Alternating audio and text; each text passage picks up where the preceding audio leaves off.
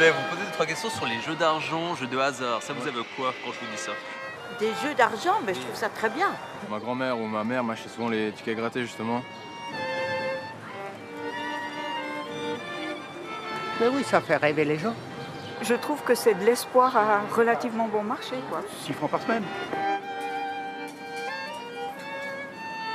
Je dépense 60-80 francs par jour, mais je gagne des fois 100, 120, 150. On espère toujours gagner, puis on gagne pas. Là, c'est la Coupe du Monde. Je vais miser gros sur le Brésil. J'ai joué 20 francs, je suis reparti avec 900 francs. C'est une addiction, je reconnais. C'est un petit truc qu'on aime bien ressentir. En internet, ça va tellement vite et on s'en rend pas compte parce que c'est virtuel, donc c'est du tac, tac, tac, tac. Même si on perd, on va continuer à jouer parce qu'on va se dire là, cette fois, je vais gagner. Pour quelqu'un qui n'arrive pas à se stopper, ça peut aller très très loin. J'ai un ami, il vole l'argent, donc quand on va chez lui, on est obligé de garder notre portefeuille sur nous parce que sinon il va nous piquer notre oignon. Pour jouer en ligne... Au final, la banque les gagne toujours. C'est ça.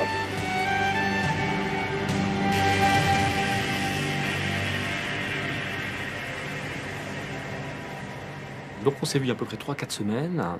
Dites-moi un peu ce qui s'est passé et comment ça se passe pour vous en ce moment. En ce moment, directement, c'est depuis la dernière fois, c'est un peu la descente aux enfers. Là, ça recommence un petit peu. J'ai recommencé à jouer, beaucoup moins qu'il y a une année, mais il y a quand même le jeu qui est revenu, quoi. Comme souvent dans les addictions aux jeux d'argent et de hasard, Boris a commencé par gagner. D'abord au tactilo, puis au casino, et plus récemment aux jeux en ligne. C'est à ce moment-là que la descente aux enfers a commencé. Passé la trentaine, après 15 ans de jeu, il a accumulé plus de 250 000 francs de dettes. C'est en engageant une procédure de désendettement, il y a une année, qu'il a commencé à se faire soigner en suivant une thérapie. Si j'ai de l'argent disponible, si c'est une petite somme, avant une petite somme pour moi c'était 5 000 francs. Maintenant une petite somme c'est plutôt 500 francs. Il y a une année quand je vous ai vu c'était plutôt 5 000 francs, c'était une petite somme. J'en gardais peut-être pour les paiements et le reste, je jouais tout. Là c'est vraiment, je joue ce que je peux me permettre. Mais depuis 2-3 semaines je plonge un petit peu. Le plus haut montant qui a été dépensé ces 3-4 dernières semaines? 600. Vous avez, comme ça maintenant qu'on pose les choses un peu sur la table, vous avez une explication, quelque chose qui vous vient sur le fait que le jeu est revenu plus fréquemment? Le jeu est revenu parce qu'en fin de compte, je suis tellement endetté à cause du jeu que j'ai pas d'espoir. Mon seul espoir, ça serait en fin de compte de gagner. Même avec 1000 francs, si je veux faire mes paiements, ça ne suffit pas. Il m'en faut 20.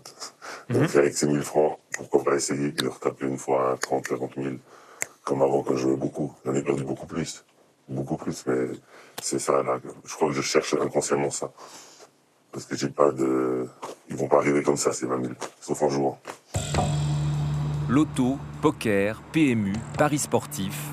Boris a joué à quasiment tous les jeux d'argent disponibles sur le marché. Mais depuis l'arrivée du smartphone, c'est le casino en ligne auquel il joue le plus, et les machines à sous en particulier. Le slot machine, c'est instantané. On clique, une seconde après, on a le résultat. On clique.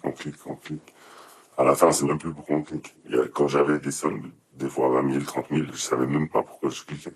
Je me disais, il faut que je m'envoie cet argent. Ouais, encore 10 coups. Puis on compte les coups, jusqu'à 10. Allez, encore 10 coups. Ah, mais cette fois, elle va payer. On change de jeu. Et on peut changer de jeu à l'infini, il y a des milliers de jeux. On change de machine et on continue, et on clique. C'est vraiment, ça déclenche quelque chose. On a envie, il faut qu'on retourne, il faut qu'on joue, il faut qu'on clique, il faut que ça clignote, il faut qu'on gagne. Toujours plus. Si on perd tout, on va emprunter pour jouer, il faut qu'on joue. Des milliers de machines à sous disponibles, avec des designs et des sons bien spécifiques pour rendre le joueur accro. Sans le volume, c'est juste des petits bruits, c'est très très simple. Ces petits bruits-là, ça enlève le plaisir par 4. Des fois, j'attends carrément d'être au calme pour jouer et me dire, là, je peux mettre le volume, je peux jouer, puis je suis au calme et je joue. Ils font vibrer la machine, on la voit vibrer, tout s'assombrit, et puis on voit des pièces qui giclent et puis ça fait des bruits de cloche. Et tout s'arrête, On voit du gros gain, big win, extra win, legendary win, gain légendaire, mais c'est zéro en fait. Et c'est qu'on le voit, on est presque rassuré. Ah, je l'ai eu. Et rien, on recommence, on clique, jusqu'à qu'on le voit. Ça arrive 3 fois par jour, mais en fin de compte, on finit toujours à zéro. Donc on prend la situation toute fraîche de hier. L'arrivée d'Internet et du smartphone complique la tâche des addictologues. Qu'est-ce qui serait avantageux pour vous? L'addiction au jeu, elle est historique, hein, elle existe quasiment depuis la nuit des temps, en tout cas depuis l'Antiquité. Mais là, on a un support avec Internet qui rend les choses encore plus complexes pour des patients qui ont envie de s'en sortir, parce que finalement, le jeu entre dans leur salon. D'ailleurs, il a donné un exemple où il se réveille en pleine nuit et il va jouer. Donc, on voit bien que c'est plus compliqué. Dans toute addiction, en général, quand on veut complètement s'arrêter, on essaie de mettre le produit ou le comportement un petit peu à distance. Là, il est vraiment chez soi. 24 heures sur 24. Donc ça complexifie, ça augmente encore plus le problème d'addiction. Ça m'est déjà arrivé des fois d'aller aux toilettes au boulot, de commencer à jouer, de monter à 900 € par exemple, et puis de tout perdre. Puis au final, j'étais aux toilettes, j'avais rien, je suis monté à 900 €, j'ai tout perdu, puis je suis revenu. Et puis ça après, il faut un peu encaisser le choc. Parce que ça a été un méga ascenseur émotionnel un peu. Tom est plus ou moins sorti de l'addiction depuis quelques mois. Lui, ce qui l'intéressait dans les jeux d'argent, c'était l'adrénaline liée au hasard. Des fois, je mettais quasiment tout mon salaire sur une case de blackjack. Donc je pouvais me le permettre, parce que j'étais chez mes parents, voilà, j'avais pas de loyer à payer, j'avais pas de frais, autre que ça. Mais c'est vrai que au moment où on fait ça, c'est une adrénaline hyper forte, parce qu'on se dit peut-être qu'on va doubler notre salaire, ou peut-être qu'on va tout perdre. Donc on va rechercher vraiment cette adrénaline, puis quand même des fois il y a des gains. Donc après, quand on a gagné quelques fois, on va rechercher de nouveau d'autres gains. Et je pense que c'est un peu ce mélange de tout ça. Le centre du jeu excessif est dédié au traitement des addictions aux jeux d'argent et de hasard. Il est basé au CHUV, à Lausanne. C'est là que Tom s'est fait soigner. Il a commencé à jouer au casino à sa majorité. C'est seulement 10 ans plus tard qu'il a décidé d'aller consulter. Un timing classique dans le cas des addictions aux jeux d'argent. Et c'est seulement au bout de 5 ans que le joueur va commencer à repérer des comportements problématiques, en tout cas perçus comme tels. Et on entre alors après dans une seconde phase. Il va durer encore typiquement 5 ans de jeux problématiques ou addictifs, jusqu'à l'apparition de crises et de problèmes d'une ampleur telle que la personne appelle à l'aide. Pertes financières, problèmes familiaux et professionnels, dépression, anxiété et idées suicidaires sont les conséquences les plus courantes liées aux addictions au jeu. Au centre du jeu excessif, créé il y a 15 ans, c'est seulement maintenant que les addicts aux jeux d'argent en ligne commencent à demander de l'aide.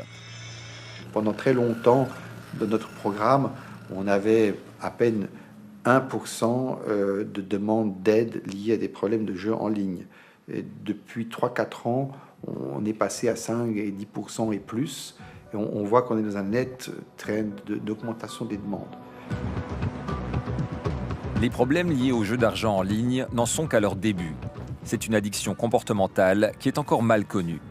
Mais pour les chercheurs en neurosciences, elle agit dans le cerveau comme les drogues. Tout commence avec une activation du système de récompense. Si une substance pharmacologique ou un comportement arrive à stimuler ce système, il y a la dopamine qui est libérée et c'est ça qui peut, in fine, chez certaines personnes, déclencher une addiction. Les substances psychoactives et certaines émotions liées à des comportements, comme jouer à des jeux d'argent, activent dans un petit noyau situé dans les profondeurs du cerveau la dopamine. Ce neurotransmetteur génère alors du plaisir et de la satisfaction qui vont renforcer le comportement et donner envie à la personne de retrouver ses sensations. Donc, l'activation du système de récompense se fait au moment du suspense. Donc, quand il y a l'incertitude si on va gagner ou perdre, ça, c'est le moteur le plus important de l'activation du système. C'est donc l'imprédictibilité du gain qui confère au jeu son caractère addictif. Mais nous ne sommes pas tous égaux face au développement d'une addiction, et il est difficile de dire pourquoi. En menant différentes études, avec les souris notamment, il a été possible de déterminer quelles drogues étaient les plus addictives. Des résultats transposables au jeu. La cinétique, donc comment dans le temps se découle la récompense. On connaît la même chose des substances. Une substance qui a une cinétique rapide, qui augmente la dopamine en l'espace de quelques secondes, elle a un risque beaucoup plus élevé d'induire une addiction qu'une substance qui a une cinétique lente où pendant des heures, il y a une toute petite augmentation. Et donc dans les jeux, évidemment, tout ce qui est rythmé, qui passe très très rapidement, ça a quand même une augmentation aussi du risque d'addiction. Les opérateurs de jeu l'ont bien compris. Ils mettent tout en œuvre pour accélérer le rythme entre la mise et le gain. Et quoi de mieux que l'immédiateté du sport ? Les paris sportifs sont les jeux d'argent qui ont le plus augmenté ces dernières années, notamment auprès des jeunes. Je gagne le deuxième set, 6,5 la cote. On va dire un 7-0 pour Nadal. Il a breaké, on peut peut-être juste attendre. Samo et Guillaume ont commencé à parier il y a 4 ans sur des opérateurs de paris sportifs en ligne étrangers. Je mets 200 francs par mois environ. Moi, je me mets une limite à 100 francs maximum. Il y a quand même des possibilités d'avoir un certain montant de gains, de quoi se faire plaisir, pas de devenir riche, clairement pas, mais de quoi se faire plaisir une fois de temps en temps. La première chose pour me préserver, c'est déjà de jouer que ce que je peux me permettre de perdre et de ne pas jouer tous les jours. US 2.2. Faut pas le prendre trop au sérieux. Moi, personnellement, c'est vraiment récréatif. Je me dis, de toute façon, je ne vais pas devenir riche avec ça. Et à partir de là, normalement, il ne doit pas y avoir de soucis. Quand tu as la cote de Nadal, c'est 1 point. Le seul opérateur qui a le droit de proposer des paris sportifs en ligne en Suisse romande est la loterie romande, avec un accroissement des paris de 50% ces 5 dernières années. La plateforme de paris sportifs de la loterie romande. Décuplez vos chances. Mais la loterie romande espère encore augmenter cette croissance. La mise en place de la nouvelle loi sur les jeux d'argent lui offrira la possibilité de proposer du live betting. L'intérêt du live betting provient essentiellement de la médiatisation des rencontres sportives, et surtout du football, du tennis, du basketball. Pendant qu'on est entre amis, en train de regarder un match, eh bien, il est très excitant d'avoir en plus la possibilité de parier sur l'événement qu'on est en train de regarder. À la rigueur, j'aurais presque pu augmenter d'un ou 2 francs, histoire de passer le cap. Il y a une certaine adrénaline lorsqu'on joue, même dans un match qu'à la base, on ne souhaiterait pas forcément suivre. La compétition en cours permet d'avoir des surprises et puis de pouvoir justement jouer un petit peu avec ça. C'est plus de risques, mais c'est plus de gains, forcément. Au centre d'addiction des jeux de hasard et d'argent de l'hôpital Paul Brousse à Paris, Amandine Lukiens connaît bien le live betting. Une source de problème pour nombre de ses patients, car il mêle hasard et rapidité, augmentant ainsi les risques d'addiction. Je vais avoir une reproduction de différents paris, une succession de différents paris, puis qui en elle-même en fait peut produire une perte de contrôle, mais aussi une situation d'incertitude qui souvent est grandissante et qui va faire que je vais prendre moins bien mes décisions, parce que le cerveau n'aime pas les situations d'incertitude. En tout cas, il a plus de mal à prendre les décisions quand il est dans ces situations d'incertitude et il prend souvent des décisions plus risquées. Et donc c'est vrai que tout ça, ça constitue des facteurs de risque de jeu problématiques. Je vois les différentes cotes, mais Seulement 5 à 10% des joueurs excessifs décident de se faire soigner, la plupart du temps à la suite de soucis financiers. Pourtant, l'argent n'est pas le seul problème. Il y a tout ce qui est envahissement temporel qui est extrêmement important aussi et à prendre en compte. Et quand je dis envahissement temporel, ça n'est pas uniquement le moment où je vais justement, si on parle des paris, placer mon pari, ce qui prend quelques secondes, mais ça va être aussi tout le temps que je vais avoir passé à regarder les pronostics, à être envahi par des idées obsédantes liées au jeu, à l'organisation que je vais avoir pour placer mes paris, quand est-ce que je vais faire, comment je vais faire pour trouver de l'argent pour placer ces paris, et tout ça peut au final prendre la bonne partie de la journée. Les thérapies pour les problèmes de jeu ne changent pas énormément de celles des autres addictions. Il s'agit en général d'un suivi psychologique afin de mettre en place des mécanismes pour reprendre le contrôle sur le jeu. Mais ici à Paris, l'équipe d'Amandine Lukiens est en train de développer une thérapie 2.0. On a pu mettre en évidence que les personnes qui présentaient une addiction présentaient une certaine vulnérabilité sur certaines fonctions cognitives, donc certains aspects du fonctionnement du cerveau.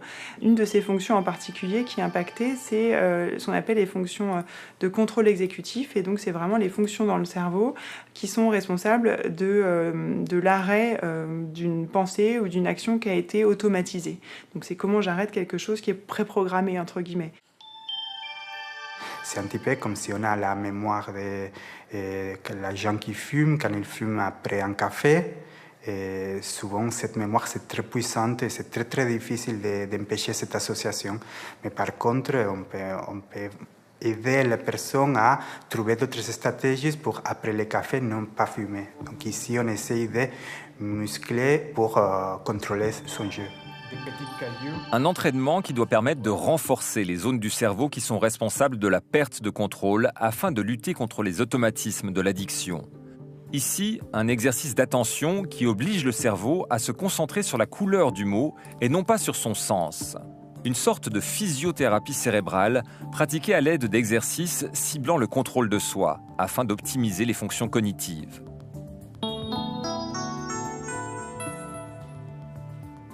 Tom, lui, a suivi une thérapie classique basée sur des entretiens avec un psychologue. Il estime aujourd'hui être quasiment sorti de son addiction. Mais il sait que son cerveau aura du mal à oublier complètement le jeu. Je me réjouis le jour où je passerai devant un casino, puis je m'en foutrai, en fait, tout simplement. C'est que j'aurais même pas envie d'aller. Mais c'est vrai que c'est un processus qui prend pas mal de temps, quand même. Surtout qu'on a, j'ai quand même joué par période, mais c'est quand même plus de 10-12 ans, donc c'est quelque chose qui fait, malgré moi, un peu partie de ma vie, si on veut.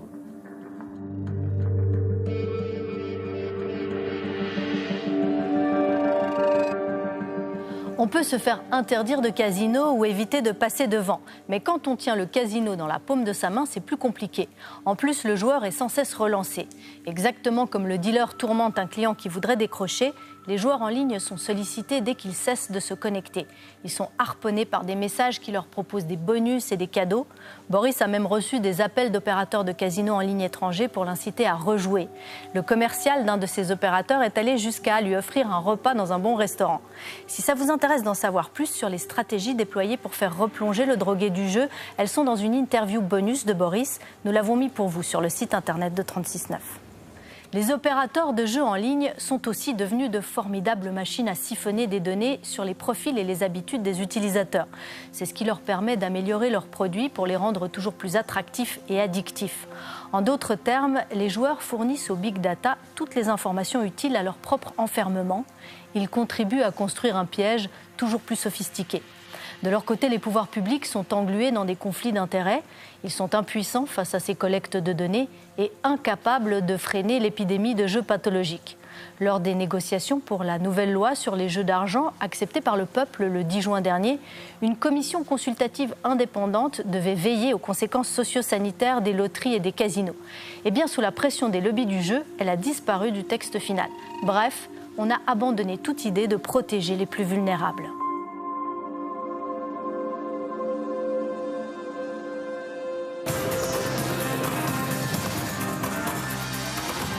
Sur le plan fédéral, la nouvelle loi sur les jeux d'argent est plébiscitée. Le oui avoisine les 73%. C'est un nouveau marché qui s'ouvre pour les casinos et les loteries qui pourront désormais proposer des jeux sur Internet. Le 10 juin passé, le peuple suisse acceptait la nouvelle loi sur les jeux d'argent qui promettait une meilleure prise en compte des problèmes d'addiction, en particulier sur Internet. Pour les opérateurs de jeux d'argent, comme la loterie romande, la question du jeu excessif est très sérieuse. Très clairement, le jeu excessif est un problème de santé publique. Maintenant, il faut avoir conscience de son ampleur. Les études les plus récentes, qui ont été mandatées par la Confédération et par les régulateurs des casinos et des loteries, démontrent que 98% de la population s'adonne aux jeux d'argent, que ce soit casino ou loterie, de façon récréative. Eh bien, il reste de cette statistique que 2% de la population sont susceptibles à un moment ou un autre de leur vie de développer un problème de jeu excessif. 2% seulement. Au centre du jeu excessif de Lausanne, ce chiffre hérisse les poils. Il ne serait pas le bon indicateur pour déterminer les problèmes de jeu d'argent. pour nous, du point de vue de la santé publique, ce qui nous intéresse, c'est plutôt la charge que représente ce problème rencontré par 1 à 2% de la population. Donc, si on considère que pour un joueur excessif, à peu près 10 personnes impactées dans l'entourage, et qu'on procède à des calculs plus pointus qui prennent en considération la perte de qualité de vie des joueurs et de leur entourage, là, on arrive à des indicateurs de charge des problèmes proches de ce qui est observé pour l'alcool ou pour la dépression. Selon une étude faite par l'Université de Neuchâtel en 2012, les coûts sociaux de ces 2% de joueurs problématiques s'élèveraient au minimum à 550 millions de francs par année. C'est plus de la moitié de ce que les opérateurs de jeux d'argent reversent chaque année à l'utilité publique en Suisse. Cette étude est très controversée, non seulement par rapport à sa méthodologie, mais également par rapport au fait qu'elle prend en compte dans le chiffrage un très grand nombre de coûts indirects, dont certains sont fixés de façon très subjective, tels que des coûts liés à la perte de qualité de vie. Du côté du milieu de la prévention, on pense au contraire que ces 550 millions de coûts sociaux sont sous-évalués. Le problème de jeu, il se distingue des autres addictions par un impact très fort sur l'entourage. On sait que les autres, il y a aussi un impact fort, notamment l'alcool. Quelqu'un dans une famille qui est touché par l'alcool, il y a un impact fort. Alors le jeu, c'est plus fort. C'est en fait celui qui a le plus d'impact dans l'entourage.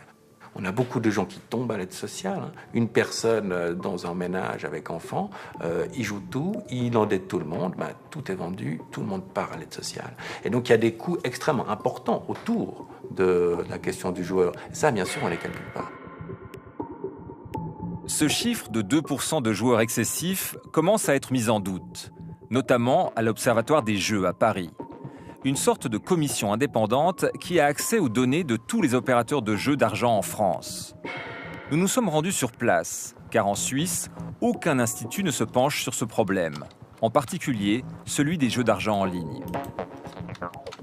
On constate dans les enquêtes épidémiologiques que les prévalences de joueurs problématiques, c'est-à-dire les pourcentages de joueurs problématiques sur l'ensemble des joueurs sont entre 4 fois et 6 fois plus élevés que sur le jeu terrestre.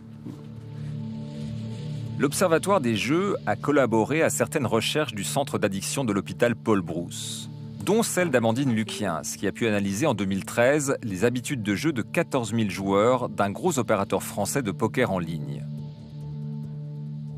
Sur ces personnes, on a eu 17% en fait, de joueurs problématiques, ce qui est considérable, mais ce qui correspond en fait, à la prévalence chez les joueurs actifs en ligne qui ont été retrouvés dans d'autres études dans la littérature scientifique. 17% de joueurs problématiques. On est bien loin des 2% qui sont mentionnés d'habitude. Grâce aux données récoltées, un logiciel permettant d'identifier ces joueurs a été développé. Avec cet algorithme, il est possible de faire de la prévention ciblée en envoyant notamment des messages d'alerte. Pourtant, l'autorité de régulation des jeux en France refuse toujours de l'imposer aux opérateurs. Et ce, malgré l'insistance des milieux de la prévention. Cette autorité régulatrice dépend du ministère des Finances en France et non pas du ministère de la Santé.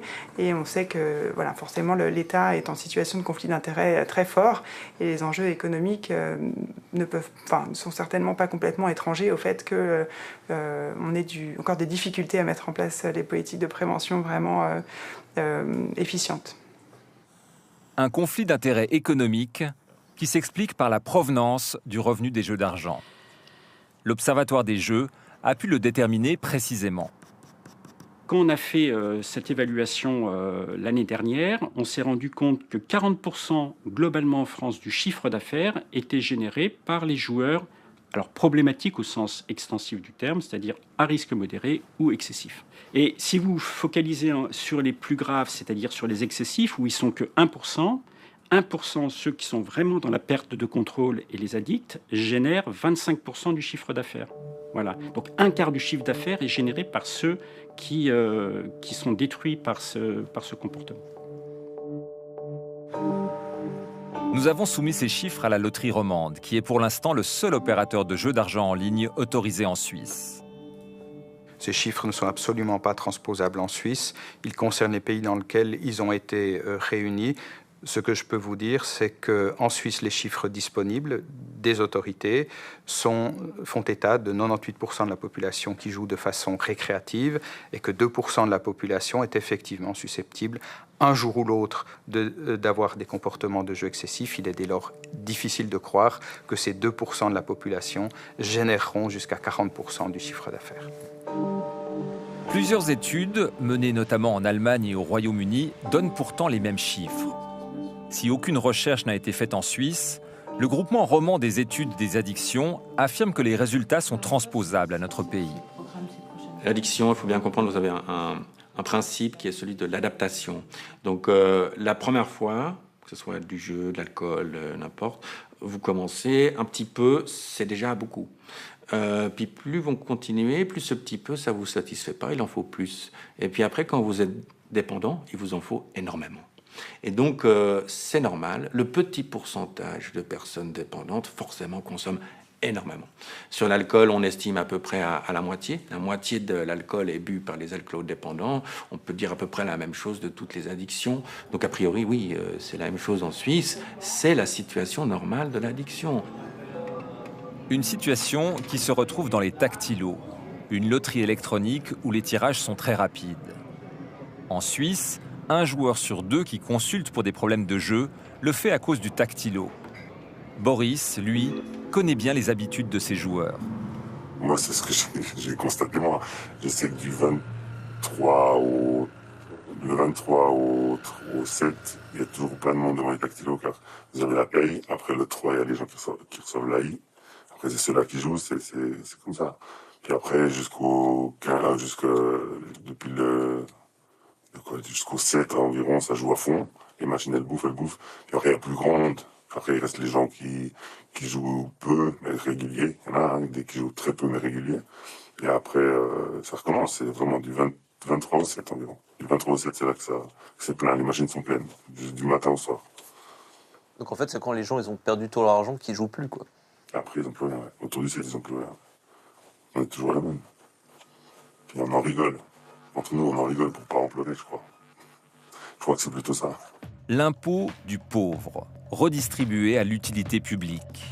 L'AVS, la culture et le sport en tête. Toute la société en bénéficie finalement.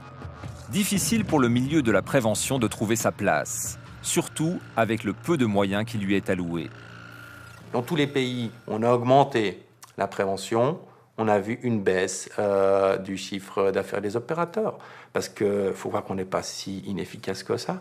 Et effectivement, quand vous attaquez la petite partie du segment des joueurs les plus problématiques et que vous leur offrez des traitements qui sont efficaces, vous les identifiez assez vite, vous arrivez à les accompagner de manière, disons, qui répond à leurs attentes, alors là, vous avez un gros impact parce que vous enlevez des très très bons clients sur ce marché-là. Donc effectivement, il y a un conflit d'intérêts majeur. Boris, lui, a décidé de ne plus être un bon client. Depuis une année, il a baissé sa consommation de jeux de 80%. Mais ça n'a pas été facile. C'est un parcours très long. Mais il y a des moments où c'était très difficile. Vraiment, j'ai eu de la chance d'avoir des gens qui sont restés près de moi, vraiment des gens qui m'aiment, que j'ai remarqué qu'ils m'aimaient, car 90% des gens seraient partis. J'étais vraiment au fond du trou. Et puis, je pense que dans une année, je dors.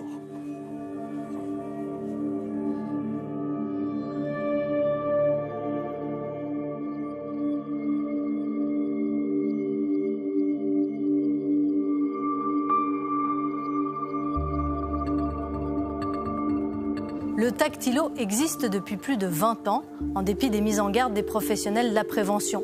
En effet, il est redoutable parce qu'il est très proche du fonctionnement des machines à sous, avec un temps très court entre la mise et le gain. Cette rapidité installe très facilement un comportement addictif. On trouve souvent ces tactilos dans les quartiers à forte précarité, ce que nie la loterie romande, tout en refusant de nous fournir une carte de l'implantation de ces machines. Pour ne pas donner cette information, la loterie invoque le secret commercial alors qu'elle n'a aucune concurrence. Elle est la seule à exploiter les tactilos. Comme l'argument est fallacieux, nous nous sommes donc tournés vers la Comlote, c'est la commission censée surveiller les loteries, et là, même refus de transparence et d'information à la population.